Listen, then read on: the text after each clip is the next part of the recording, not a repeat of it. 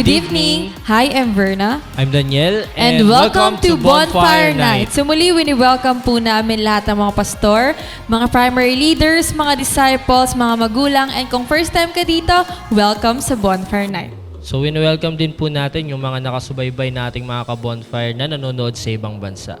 So bago po tayo magsimula, panoorin po muna natin ang Bonfire Things to Remember.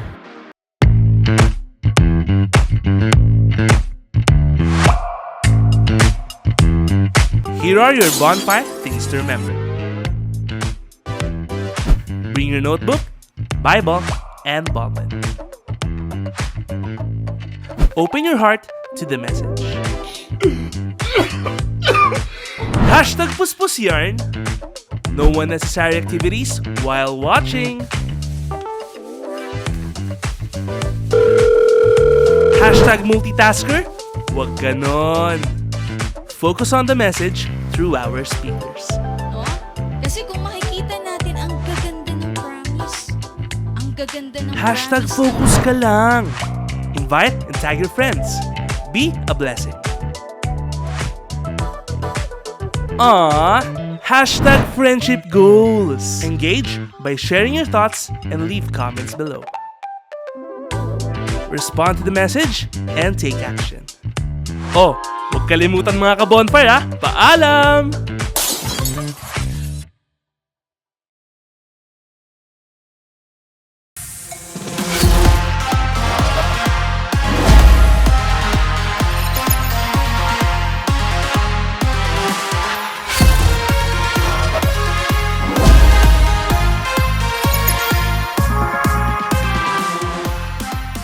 So praise God sa ating Bonfire Things to Remember. So tayo mga ka-bonfire, maging mindful po tayo habang ongoing yung ating gawain. Make sure po natin na tayo ay hindi lang watching but patuloy tayo nag-i-engage. Nag-comment tayo dyan sa ating comment section and make sure natin na na-mention na natin yung ating mga disciples, yung mga leaders natin, and syempre na-share na natin itong ating live sa ating timelines.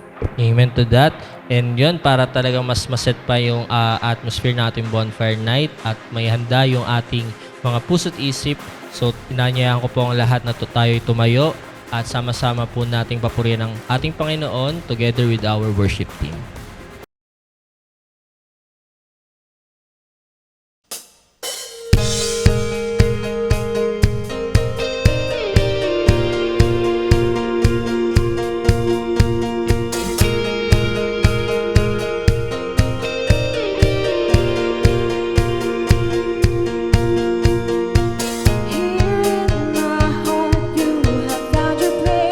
Replacing fear in your freedom.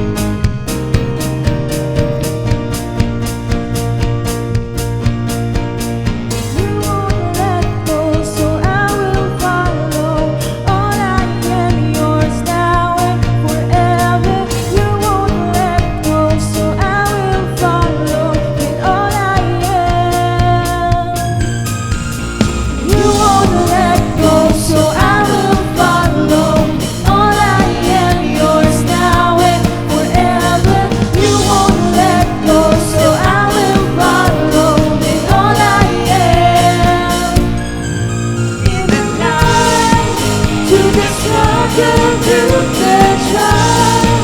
You have made my burden light. You have brought me back to life again in the night. Through the struggle, through the trial, you have made my burden light. You have brought me back to life again. Whoa, whoa, whoa, whoa,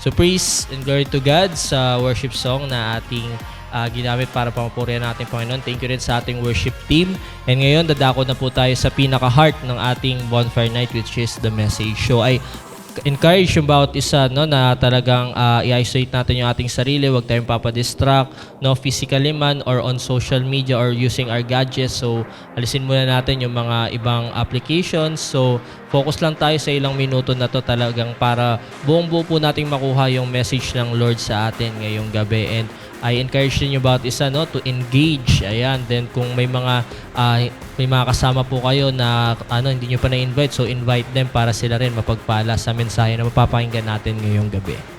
So for our speaker for tonight, so she is one of the 144 leaders under my net. So a part of worship team and a professional. Let's welcome Aliza Nicole Pada.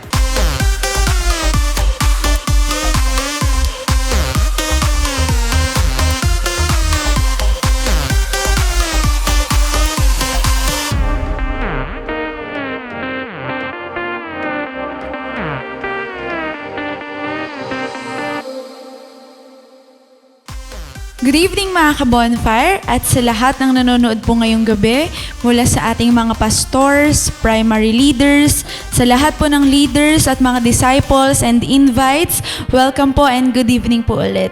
So nais ko din po pasalamatan ng ating Panginoon sa opportunity na makapagbahagi muli ng mensahe through our bonfire night.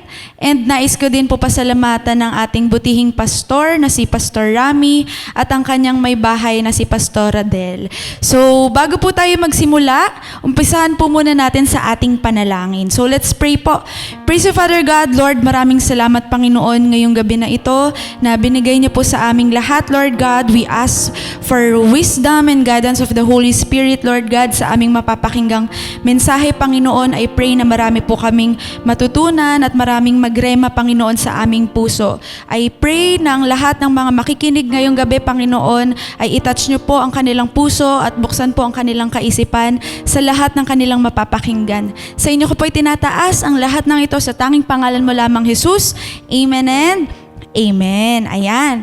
So, sige po, buksan po natin ang ating mga Bible sa Jeremiah 1 verse 5. Ayan, alam ko po familiar na po kayo dito. Ano po? So, sabi po dito, before I formed you in the womb, I knew you. Before you were born, I set you apart. I appointed you as a prophet to the nations. Ayan. So napakaganda po ng ng verse natin ngayon. So ang theme ko po ngayon is He knew the new you.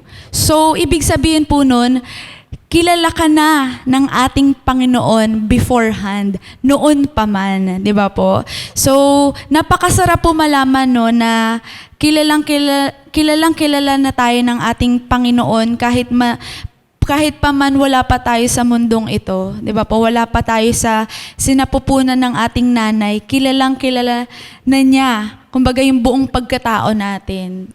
Alam niya yung mga weaknesses natin and yung strengths natin. Alam niya kung ano yung nais ng puso natin, di ba po? Siyempre siya yung ating creator. So kabisado niya na talaga tayo. Maski nga po yung mga kalokohan natin alam niya na yan, di ba po? Mga takbo ng isip natin, alam na alam ng ating Panginoon yan. Because He already knew that we are sinners, di ba? Yet, He wants us to live and magamit sa kingdom niya and paglingkuran siya. Kahit na ganun man, kahit alam man niya na ang dami nating kalokohan sa buhay, ang dami nating kasalanan na nagagawa, still, di ba po, ginagamit pa rin tayo sa kingdom niya para mapaglingkuran natin siya.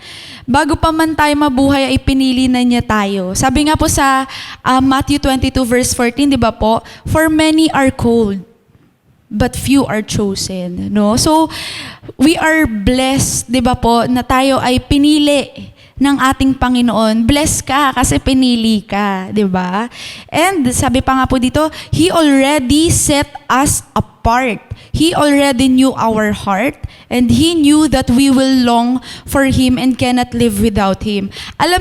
Since alam ng Panginoon yung weakness natin, alam niya kung ano yung mga kahinaan natin, Siyempre, alam din ng Panginoon kung kailan din talaga tayo magti-turn sa Kanya, 'di ba? Kabisado na tayo ng Panginoon, 'di ba po?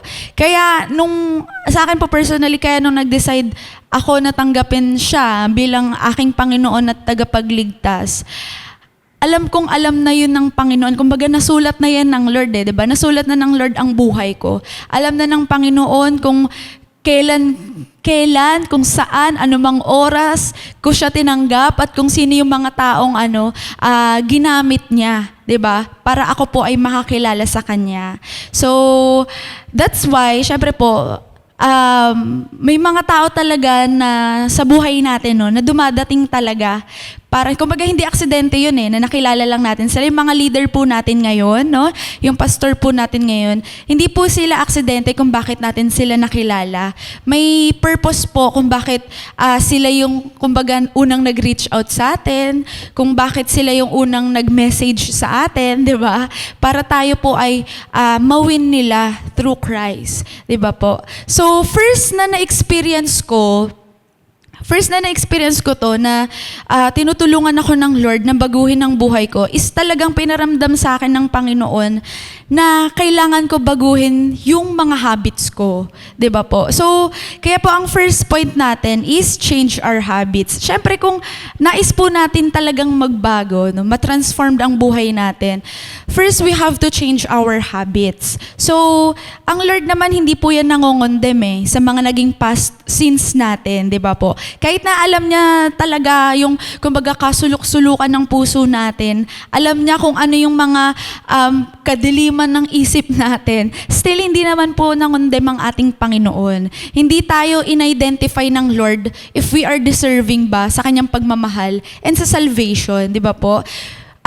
We are already set apart and consecrated for His glory. So, we are chosen to do things that will exalt His name. Kaya, if nais po natin na fully mabago ang ating buhay at matransform talaga tayo, we must change our habits. So ano po ba yung mga habits, 'di ba? Ano po ba yung, kumbaga, mga bad habits natin before na kailangan talaga nating baguhin, 'di ba? Maaring may ilan sa atin, 'di ba? 'Yan, yung paninigarilyo, yung mga bisyo, 'di ba? Mga pag-iinom, drugs, I hope wala na pong nagda-drug sa atin, 'di ba? Wala nang addict sa atin, kundi addict na talaga sa paglilingkod sa ating Panginoon. Kasama na rin po dito yung isa sa mga bad habits, syempre yung pagpi-please ng tao, 'di ba po? Part din 'yan ng ng mga nakasanayan nating mali. So, syempre po, let's change our habits na, 'di ba? Alam naman po natin na di yun nakakalugod sa ating Panginoon. So yun po yung mga bisyo na yan. kaya lang naman din talaga siya, kumbaga mahirap i-let go, mahirap iwan. Kasi maaaring hindi po buo ang loob natin, natalikuran yun. Kasi naniniwala po ako na kapag ang pinaka-motivation natin is to please the Lord, hindi po yun mahirap sa atin, talikuran na. Di ba po? Sabi nga po, a new beginning awaits anyone who is willing and wanting to make Jesus Christ the Lord of their life. Sabi nga rin sa 2 Corinthians 5:17, therefore, if anyone is in Christ, the new creation has come, the old has gone, the new is here. So yung mga nanonood ba ngayon, naniniwala ba kayo na yung bago ay eto na ngayon? Kumbaga kayo na ba yung bagong ikaw? 'Di ba? So type nyo po dyan kung kayo na yung bago na yan. Kasi kung luma pa yan, nako, mukhang kailangan natin po baguhin yung mga old habits natin. 'Di ba po? So sabi po dito, if you really wanna change, then have an integrity na talikuran ang mga maling nakasanayan. So if wholehearted talaga tayo na magbabago o magbago, mangyayari yun dahil yun din naman ang nais ng Panginoon sa atin. Minsan kaya lang mas nagiging mahirap kasi nag-o-oppose pa tayo. Totoo po yun, di ba po? Kasi if yun naman ang will ng Lord, magiging madali lang siya if yun din yung nais natin. Pero kung ino-oppose natin kung ano yung nais ng Panginoon, napakahirap po sa atin na magbago, napakahirap sa atin na ma-achieve kung ano ba yung will and plan ng ating Panginoon. Di ba po? So, sabi dito, we are already set apart and we are consecrated. Kaya dapat hindi na sa atin nakikita ang mga maling habits. Amen po, di ba? So kung kayo po tatanungin ko, kayo ba, papayag ba kayo na makita nyo si pastor or yung leader natin, di ba? Nagtuturo sila, naglilid ng cell group, ganyan. Tapos maya-maya nakikita nyo, nababalitaan nyo, naninigarilyo pala, di ba? O maabutan nyo sa sugalan, di ba? So yun, kumbaga contradicting yun. Hindi siya, kumbaga, pleasing in the eyes of our Lord. So, syempre po, sa atin na disciple ng Panginoon, at patuloy po tayong, patuloy nating inaasam na magbago, yung transformed life, syempre po, hanggat maaari, tatalikuran po natin yung mga old habits na yun, di ba? Yung mga pag-iinom, mga pagsusugal, paninigarilyo, di ba po? Kasi baka mamaya ginawang communion na pala everyday, Isipin, communion pala everyday kasi pwede palang uminom ng alak, Hindi po ganun. So, ayan po, that's the first thing na dapat po masawata sa atin habang nasa process tayo ng pagbabago. So, ayan po yung first point natin. Ano po ulit yun? Let's change our habits. Second po is change our priorities. Siyempre kapag inaasam natin na magbago, yung buhay natin ay ma-realign na sa kung ano yung nais ng ating Panginoon. Unti-unti po talaga, nagbabago rin po ang ating priorities. So, una, di ba po, sa oras. If dati, more on sa mga pansarili natin ginagamit yung oras natin, ngayon talagang non-negotiable na po yan pagdating sa ating Panginoon. Di ba po? So, example na lang nga din po niyan, yung natapos po nating encounter, di ba po? So, praise God po, congratulations po sa lahat ng mga gumraduate, di ba po? So, madami po yung sa mga naging delegate po, marami po dyan may work, marami din dyan mga estudyante, ganyan, mga senior nga din po meron di ba po? Iba nasa, malalayong lugar, ibang bansa pa, di ba? Iba nasa Mindanao, nasa Visayas, po. So, kumbaga, yun po, 3 araw yun 3 araw yung encounter, pero hindi po naging hadlang yung work nila, yung school nila sa hindi nila pag-attend. Bakit po? Kasi longing po talaga sila sa change ng buhay nila. Gusto po nila talaga na maramdaman yung presensya ng ating Panginoon. And yung kumbaga, yung mga sa lahat ng nag-work, di ba? Live talaga kung live Tsaka absent kung absent, So, parang nawawala na sa kanila yung kumbaga, syempre priority nila before maaari is kumita ng malaki, 'di ba? Or magkaroon ng grades na mataas, or sa mga senior natin makapagpahinga po sila, 'di ba po? Pero still pinush through po nila 'yon despite of gaano man kalayo, 'di ba po? Gaano man ka init nung panahon ngayon, magkano man po yung i-spend, 'di ba? Or i-invest nila pagdating dito sa ating encounter, still they pursue, 'di ba po? And makikita at mararamdaman talaga natin yung longingness nila talaga sa presensya ng ating Panginoon, 'di ba po? Naalala ko po last year may nangyari pang habang nag-encounter siya, tinanggal siya sa work niya. Yung mismong encounter talaga. Kumbaga, tinanggal na siya sa pinagtatrabahuhan niya. Pero, hindi namin nakita sa kanya yung pag-aalala. Kumbaga, nagtuloy lang talaga siya. Talagang in-immerse pa niya yung sarili niya sa presensya ng Panginoon. At para syempre tuluyan na ma-encounter ang ating Lord, no. So nakakatuwa po and nakaka-bless po yung ganung tao, no, na hindi na po sila tumitingin pagdating sa pera, 'di ba po? Pagdating sa sindak nung company o ng mga bosses, 'di ba? Hindi na, no. Mas natatakot na sila ngayon, syempre sa ating Panginoon, 'di ba po? Amen. So, amen po ba doon? So, type amen na lang po, ano? So, in terms naman po 'yan sa finances, 'di ba? Mas priority kasi talaga ng mga young pro ngayon, lalo na or yung may mga family na, 'di ba? Na mag-work. Pero ngayon nagbabago na. Kumbaga, ang priority na natin ngayon is makapagbalik na para sa ating Panginoon, 'di ba? Nasahod na at naghahanap buhay para makapag-tithes and offering. Hindi lang para mabili yung gusto natin or masunod yung luho natin, 'di ba po?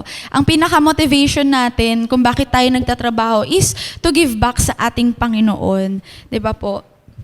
Kumbaga, yan ang i-expect natin talaga pag tayo ay binabago ng ating Panginoon at pag naranasan natin yung bagong buhay, no, na binigay sa atin ng Lord, pag tayo po ay na-born again, pag tayo po ay lumalim lalo ang ating relationship sa ating Panginoon, yan po yung mga i-expect nating pagbabago in terms of our priorities, di ba po? Nagbabago na ang mga bagay na mahalaga sa atin ngayon, no?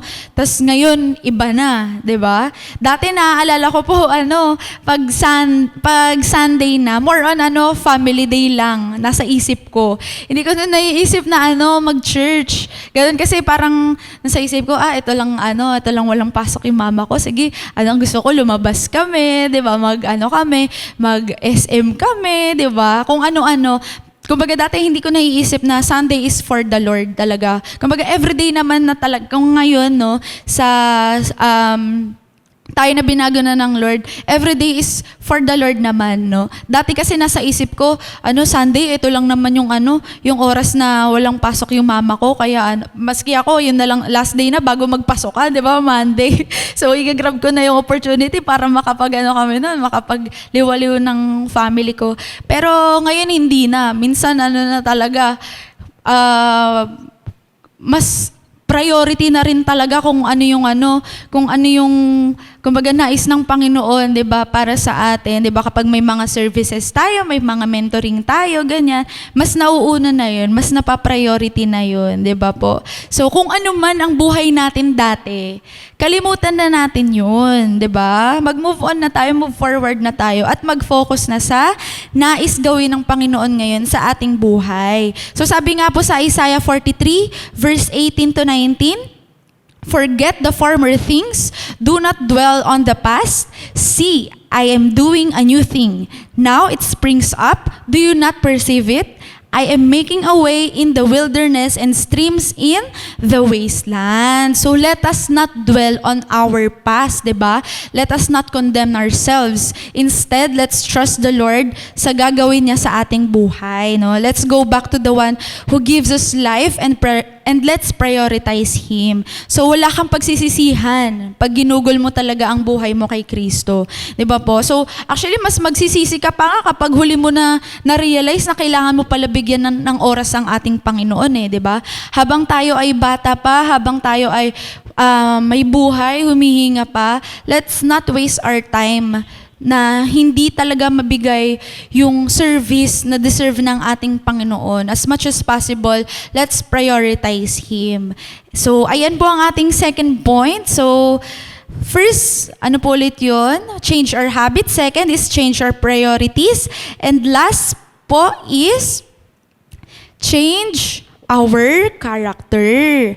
So, sabi nga po sa 1 Corinthians 11 verse 1, be imitators of me as I am Christ. So, syempre po, yung character natin dati, talagang toxic pa yon. Pero, nung tayo, unti-unti na po tayong binabago ng Panginoon, unti-unti na po tayong nakakakilala sa ating Panginoon, no? Na-adapt na rin talaga natin yung Christ-like character. So, ano-ano po ba yun? Marami kasi talagang attributes, kumbaga, ang ating Panginoon, no? So, isa po dyan, compassionate. Syempre, ngayon, nagiging compassionate ka na, mahabagin ka na sa mga taong hindi pa nakakakilala kay Kristo. Talagang nais mo silang maabot, di ba? Kasi alam mo yung buhay ng walang Kristo at alam mo rin kung ano yung buhay ng may Kristo. Kaya ngayon, ninanais na natin silang abutin. Second, yan, being humble, di ba? Nagkakaroon na tayo ng humble heart. No? Hindi na tayo nagiging talagang mayabang, 'di ba? Hindi na natin niyayabang kung ano yung meron tayo kasi alam naman natin na ang lahat ng bagay na natatanggap natin ay nanggagaling pa rin yan kay Kristo. And being obedient, 'di ba po? Sa discipleship, napakahalaga po ng obedience. Mahirap na mabago ang buhay nang hindi ka naman sumusunod sa mga taong inilaan ng Panginoon sa iyo. Kaya isa po yan sa kumbaga sangkap talaga pagdating sa discipleship, obedience. Next, forgiver. Ikaw ba papayag ka na habang binabago ka ng Panginoon, lalo namang sumasama lalong bumibigat yung nasa puso mo? Syempre hindi, di ba? So nagiging patawad ka.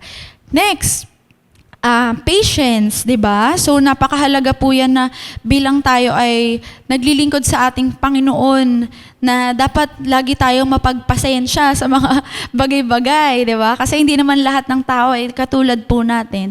Hindi lahat ng tao ay same po tayo ng personality. So napakahalaga na maging patience tayo lalo na kapag tayo po ay may mga disciple, may mga nililid na tayo. O maski yung leader natin, alam naman natin yung leader natin talagang, makulit yan, lagi tayong kinukulit di ba? So, huwag tayo magalit sa ating mga leader, di ba po? So, next, yan, truthful. Siyempre, tayo, bilang isang disciple, napakahalaga na maging totoo. 'Di ba po? 'Di ba? Sabi nga 'di ba, I am a true disciple. So we must also be truthful.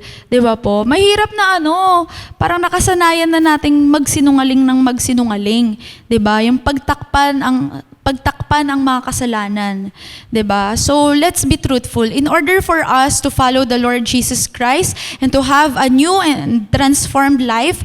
We have to be truthful. Kasi if hindi tayo magpapakatotoo sa ating sarili, sino niloloko natin? Ang Lord? Hindi po. Kasi hindi po natin mabobola ang ating Panginoon. Hindi po natin mabobola yung pagbabago. Di ba? Maaari physically, yes, pwede tayong pwede natin baguhin, di ba? Through make-up, through dress up, or ano man po. Pero ang ating character, hindi po natin nabobola. Hindi po natin maluloko ang ating Panginoon. Alam na alam po yan ng ating Lord. 'Di ba po? Marami pa po marami pang character ang ating Panginoon na pwede nating ma-adapt, 'di ba? So maraming mga communicable attributes ang ating Panginoon na tayo din po, kumbaga kayang-kaya po natin siya talagang ma-develop. No, yan yung pagiging mapagmahal, 'di ba po? So marami pa po yan. So sabi nga dito, we may fail a lot of times dahil sa character natin or na-judge tayo because of our character, 'di ba? So maraming tao kapag nalaman nila 'di ba, nag-church ka na, nagse-serve ka na sa Lord, i-judge ka nila na, ay, 'di ba dati yung ganito? Ay, 'di ba yan? Mapanira yan, 'di ba? Ay, born again na pala yan. 'Di ba ganito yan? Yan, 'di ba? Mga natatanggap nating judgment sa mga tao sa paligid natin, no? Pero hindi kasi sila yung piniplease natin, kundi ang ating Panginoon. 'Di ba po? We must always remember that the Lord makes us new. 'Di ba po? Kaya dapat hindi tayo mamantsahan ng mga nagawa nating kasalanan dati. Kasi kapag nakatanggap ka sa Panginoon, babaguhin ka po niya. Babaguhin niya yung buong pagkatao mo. Diba po? Hindi naman nagbabago ang Lord. Depende lang sa kung ano lang yung dapat ayusin sa iyo eh. Kumbaga, buong pagkatao mo, babaguhin ng ating Panginoon. Diba po? Kaya nga tayo, diba po?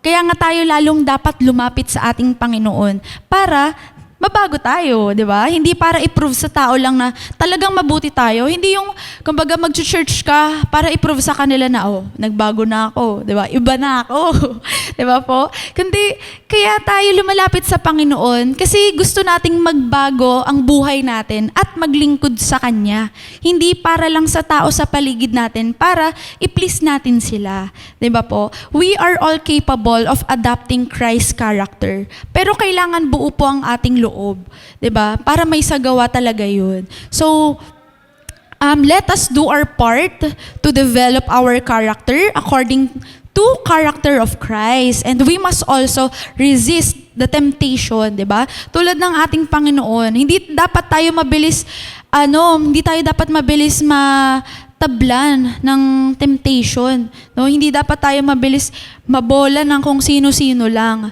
'di ba? Na parang onting aya lang sa iyo, talagang bibigay ka, 'di ba?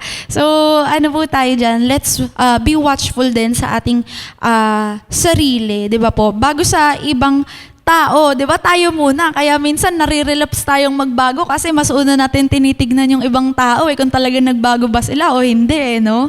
Pero tayo, yung sarili natin, yung pala hindi pa pala talaga tayo fully na transformed, fully na renew, 'di ba? Ng ating Panginoon, 'di ba po? So, syempre, ngayon na dahil nandito ka na nais mo na, nakapag-decide ka na talaga na gusto mong, Lord, gusto ko mabago yung buhay ko, ayoko na ng ganito, di ba? Makakain, matutulog, tapos papasok, uuwi, ano nang gagawin, magsi-cellphone, ganyan. Ngayon, nagkakaroon ka na kasi ng wise decision di ba? Sa buhay mo na, hindi, kailangan ko talagang kailangan kong magbago, di ba? Kailangan kong ayusin tong buhay ko, di ba po? Kumbaga, hindi na lang tayo nagbabase lang sa nararamdaman natin, no, kung magbabago ba tayo o hindi. Kundi, we have an integrity to decide what is pleasing sa ating Panginoon, which is, syempre, to serve Him, di ba? Magbago ang ating buhay, di ba po? Tanggapin siya bilang ating Panginoon at tagapagligtas. And we, as a servant of Christ, as disciple and leader of Christ, we must align our character to our Father, di ba po? Hindi lang basta matawag na Christian, di ba po? Kundi as a true disciple of Christ. Kumbaga, sa akin kasi, parang dati napaka-selfish ko pagdating sa mga nalalaman ko o sa mga nag-iisip ko. Pero nung nakilala ko ang Lord, talagang all in na. Kumbaga, parang para lang, syempre, makilala nila kung sino ba si Lord, di ba? Para matanggap nila kung sino ba talaga ang ating Panginoon. Di ba po? Lahat na ng kaalaman mo pagdating sa discipleship, di ba? Kung paano ba mag-disciple, paano mag-share ng Word of God, kung paano mag-evangelize, lahat na, i-share mo, time mo, finances mo, effort, lahat, di ba? Talagang i-offer mo yan, no? Para lang sila ay makakilala sa ating Panginoon. And I know, syempre, He already knew, di ba po, na na dadating talaga yung time kung kailan talaga magbabago, kung kailan talaga yung turning point ng isang tao, 'di ba po? So, sa akin alam ko na noon na gagamitin ako ng Panginoon para sa kingdom niya. Kasi nararamdaman ko sa puso ko noon na parang hindi talaga kumpleto yung buhay ko. At parang kumbaga naiingit ako nun sa mga mga kaklase ko na nag-church na ang saya-saya nila, ganun, 'di ba? So sa akin alam ko sa sarili ko na may kulang sa akin at ang Lord lang ang kulang doon. And true enough, yun, marami ginamit ang Panginoon sa buhay ko para mabago po ako. At hanggang ngayon, di ba po, patuloy po akong binabago ng ating Panginoon. Patuloy po na dinedevelop ng Lord, di ba? At nagpapalalim ng relasyon sa Kanya. So, hindi po aksidente kung bakit ako na Shiran, hindi aksidente kung bakit kayo nakarinig ng Word of God. Hindi rin aksidente kung bakit biglang napadaan lang yung CGS Philippines sa inyong news feed, 'di ba? Hindi aksidente na message ka ng leader mo na ngayon, 'di ba po? Lahat po 'yan ay pinlano na ng Panginoon. Bakit? Because He already knew you. 'Di ba? Alam na ng Panginoon 'yan, no? Wag lang talaga nating i-oppose. Alam na ng Panginoon na nanaisin mo rin magbago, 'di ba po? Tulad namin, 'di ba po? So, you are destined to change, 'di ba po? Not later, not tomorrow, but now is the time. So, wag na natin pabukas ang pagbabago, 'di ba? Ang pagnanais natin na mabago ni Kristo, kundi asamin na po natin siya. So, syempre rin po, be patient to yourself, 'di ba po? It takes time to change talaga. Maging mga leader po natin, hinuhulma pa rin po 'yan ng Panginoon, 'di ba? Huwag magmamadali and let's savor every moment, no? Na habang tayo ay binabago ng Panginoon. So, yung pagbabago mo dapat, hindi rin po nagbabago depende sa panahon. Kundi yung pagbabago natin dapat panghabang buhay yun, subukin man tayo ng panahon. So, hindi dapat magbabago yung buhay natin, yung identity natin as binago ng Panginoon. Kung magbago man yung sitwasyon, 'di ba? Kung mahirap man, 'di ba? Still nandun pa rin yung DNA ng Panginoon sa atin. Kaya nga po para sa ating conclusion, sabi po dito, having a new life in Christ makes our life more meaningful. Instead of living this life for the benefit of the world, let us use our lives to make His name known and all for the glory of God. So, ayun lamang po ang ating message ngayon. I hope na na-bless po kayo. So, tayo po ay dumako sa ating closing prayer. Let's pray po. We praise you, Father God. Lord, maraming salamat, Panginoon, sa mensahe na aming napakinggan. Lord God, tunay, Panginoon, na nararapat na baguhin namin ang aming sarili, baguhin namin ang aming buhay at i-align ito sa plano mo at will mo, Lord God, sa aming buhay. Lord, I pray na bigyan niyo po kami ng wisdom, Lord God, to know the difference. Malaman namin, Panginoon, ang tunay na tama at tunay na mali, Lord God, sa buhay na to. At hindi po kami tumingin sa sinasabi ng iba, kundi sa iyo lamang kami, Panginoon, mag-focus. Maraming salamat, Lord God. I pray for victories and breakthrough, Lord God, sa lahat ng mga nakikinig ngayon. In Jesus' name we pray. Amen and amen. So thank you po and God bless.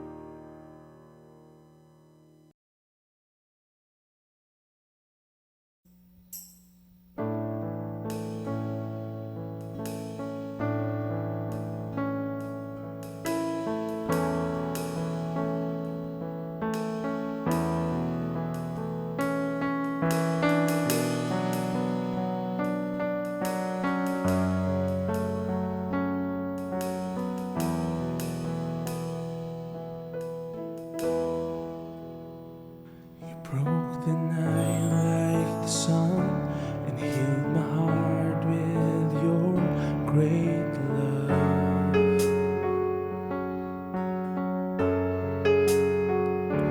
In any trouble I couldn't bear, you lifted me upon your shoulders.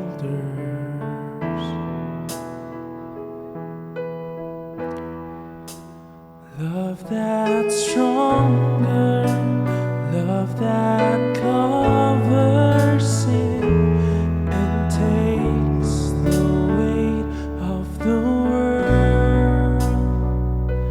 I love you, all of my hope is in you. Jesus Christ, take my life, take all of me.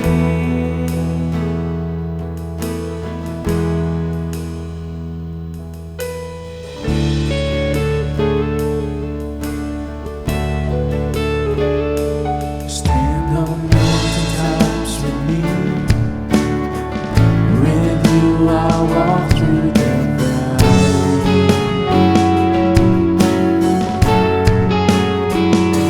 Sing the song for me.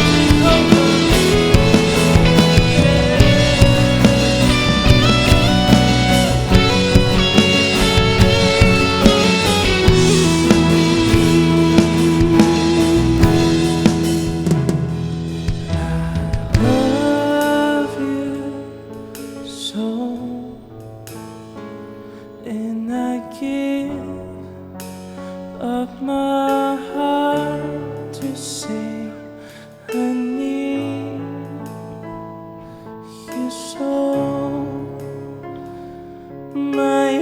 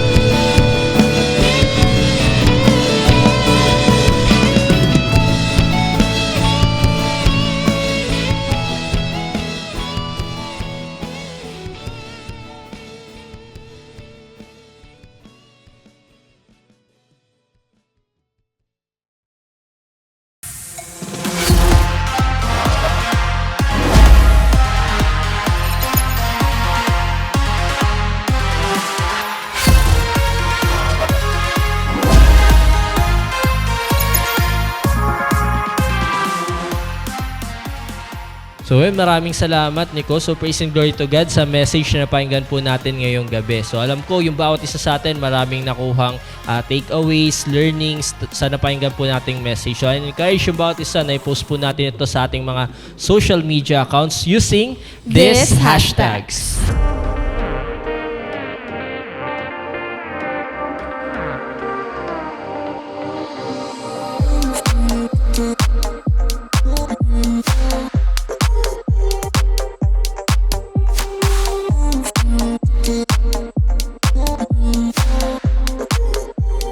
So, praise God sa lahat po na nakasama namin dito sa ating Bonfire Night. So, salamat po sa ating mga pastors, yung mga primary leaders natin, yung mga disciples, and kung invite ka po dito, so ini-encourage ka namin na mag-join sa isa sa ating mga online cell group. So, continually, we encourage everybody na patuloy niyo pong suportahan ang ating CGS Philippines Facebook page, ang ating CGS Philippines Bonfire Facebook page, ang ating YouTube channel, yung ating TikTok and Instagram. Itong mga social media accounts po natin, make sure natin na isa tayo sa active na nag-share and active din na nagsisik ng mga tao na pwede nating ma-involve sa ating mga online cell groups. So, amen to that. And we encourage yung bawat isa na nakasubaybay po sa ating Bonfire Night na wag rin pong mawawala sa ating simbahay online worship this coming Sunday, 6 a.m. So, we encourage lahat po na makasubaybay po tayo ng live. So, wag nating hayaan na tayo ay replay pagdating sa mga online gatherings po natin. Talaga sikapin natin na on time tayo during our live streams, mapasimbahay man, mababonfire or mentorings, para talagang nandun nakikiisa tayo as one church in the presence of God, and sama-sama po tayong matuto at magpagpala sa ating mga online na gawain. So, thank you and God bless.